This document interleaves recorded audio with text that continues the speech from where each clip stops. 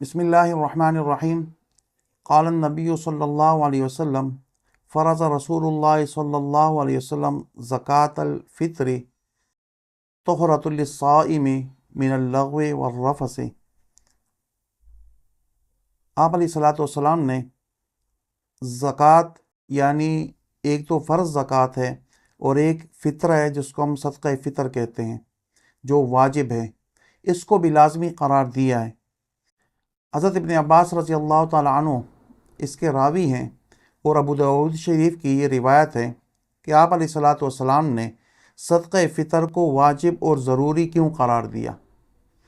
اس لیے کہ ایک انسان اور ایک مسلمان جب وہ روزے رکھتا ہے،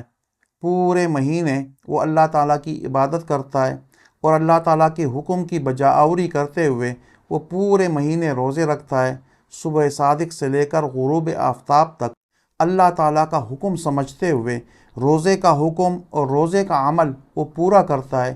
تکلیف برداشت کرتا ہے، بھوک کی تکلیف، پیاس کی شدت اور دیگر جو نفسانی خواہشات ہیں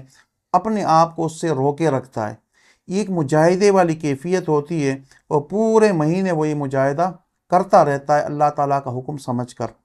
اور پھر رات کو کھڑے ہو کر وہ اللہ تعالیٰ کی بارگاہ میں قرآن کریم کی تلاوت کرتا ہے یا قرآن کریم کی تلاوت وہ سنتا ہے اور کھڑے ہو کے اللہ تعالیٰ سے وہ مناجات کرتا ہے۔ یہ پورا مہینہ جب اس طرح گزرتا ہے تو آخر میں پھر حکم دیا گیا کہ اب آپ نے جہاں زکوٰۃ فرض زکوٰۃ ہے وہ آپ نے ادا کر دی ہے، تو اب فطرانہ بھی صدقۃ الفطر بھی آپ نے ادا کرنا ہے۔ اس صدقۃ الفطر کو کیوں ادا کیا جاتا ہے؟ لوگ عموماً سوال کرتے ہیں کہ صدقہ فطر ادا کرنے کی ضرورت کیا ہے، کہ جن لوگوں پر زکوٰۃ فرض ہے وہ فرض زکوٰۃ جب ادا کر لیتے ہیں تو صدقہ فطر کے لیے کیوں زور لگایا جاتا ہے اور کیوں تاکید کی جاتی ہے کہ آپ صدقہ فطر بھی ادا کریں؟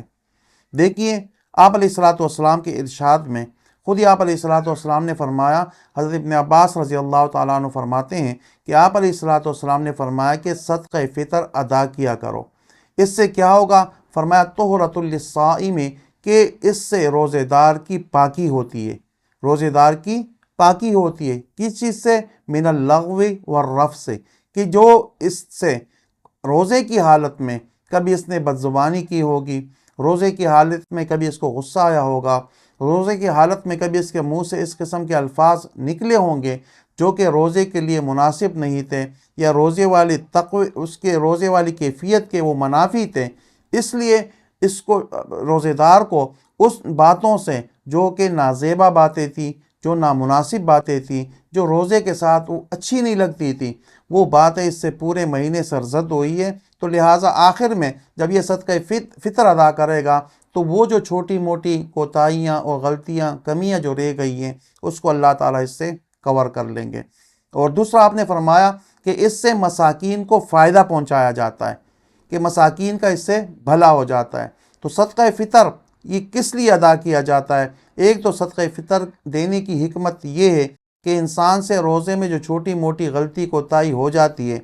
اس کا مداوع کرنے کے لیے اور اس کی تلافی کے لیے صدقہ فطر ادا کیا جاتا ہے۔ دوسری حکمت اس کی یہ ہے کہ اس سے غریب لوگوں کا، مساکین کا، فقراء کا، یتیموں کا اور تنگ دست لوگوں کا بھلا ہو جاتا ہے، کہ ان کے ساتھ کچھ نہ کچھ تعاون صدقہ فطر کی وجہ سے ہو جاتا ہے۔ اور تیسرا فائدہ اس کا یہ ہے کہ انسان کی جو زکوٰۃ ہے جسم کی، انسان کے جسم کی ایک قسم کی زکوٰۃ نکالی جاتی ہے۔ اور چوتھی جو حکمت ہے اس کی بڑی، وہ یہ ہے کہ انسان پورا مہینہ اللہ تعالیٰ کی عبادت کرتا ہے، اللہ تعالیٰ کے احکامات کی بجاوری کرتا ہے، تو آخر میں شکرانے کے طور پر یہ صدقہ فطر ادا کرتا ہے کہ اے اللہ، یہ بہت بڑا عمل تھا اور ایک لمبا عمل تھا اور ایک مہینے پر مشتمل یہ اعمال تھے جو کہ بظاہر بڑی مشکل لگ رہے تھے، لیکن آپ کی توفیق سے ہم نے اس کو مکمل کر لیے۔ شکرانے کے طور پر انسان وہ صدقہ فطر ادا کرتا ہے۔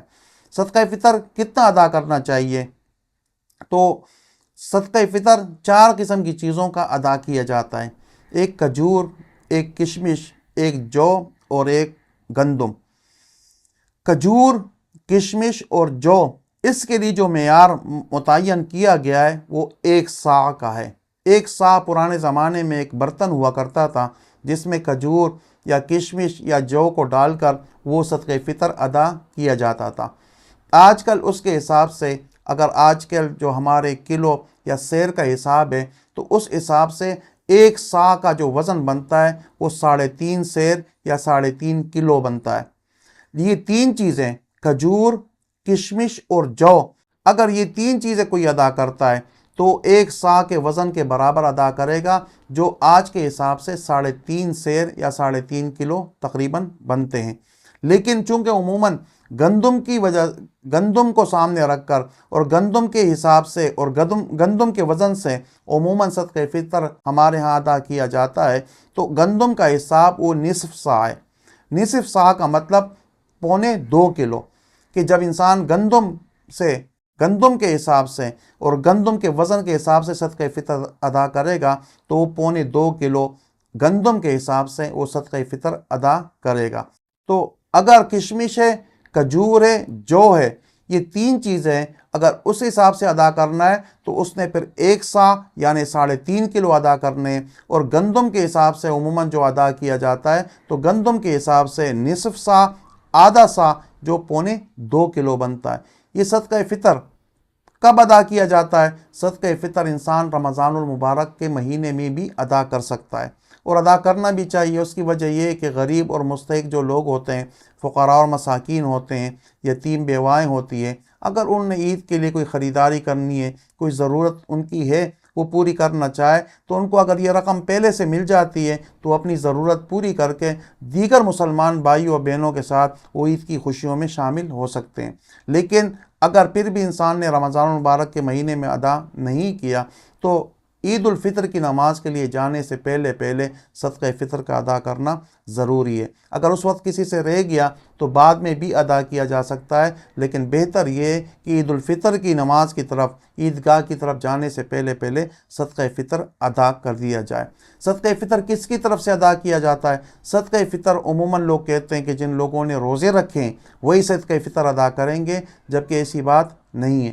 صدقہ فطر تمام گھر کے افراد کی طرف سے، چاہے گھر کے اندر 5 افراد ہیں یا گھر کے اندر 10 افراد ہیں یا گھر کے اندر 12 افراد ہیں، چھوٹے بچوں کی طرف سے بھی صدقہ فطر ادا کیا جاتا ہے، اور بڑوں کی طرف سے بھی، بوڑھوں کی طرف سے بھی، جنہوں نے روزے رکھے ہیں ان کی طرف سے بھی صدقہ فطر ادا کیا جائے گا، اور جنہوں نے روزے نہیں رکھے یا ان پر روزے فرض نہیں ہیں ان کی طرف سے بھی صدقہ فطر ادا کرنا ضروری ہے۔ گھر کا سربراہ اس کو چاہیے کہ گھر کے تمام افراد کا حساب کر کے اس حساب سے چھوٹے بچوں کو بھی شامل کر دیں، بڑوں کو بھی شامل کر دیں، اور سب کی طرف سے صدقہ فطر ادا کر لے، اس لیے کہ اس میں بڑی حکمتیں اور بہت فائدے اس میں پوشیدہ ہیں۔ اللہ رب العزت سے دعا ہے کہ اللہ تعالی ہم سب کو صدقہ فطر ادا کرنے کی توفیق عطا فرمائے۔ وما علینا الا البلاغ المبین۔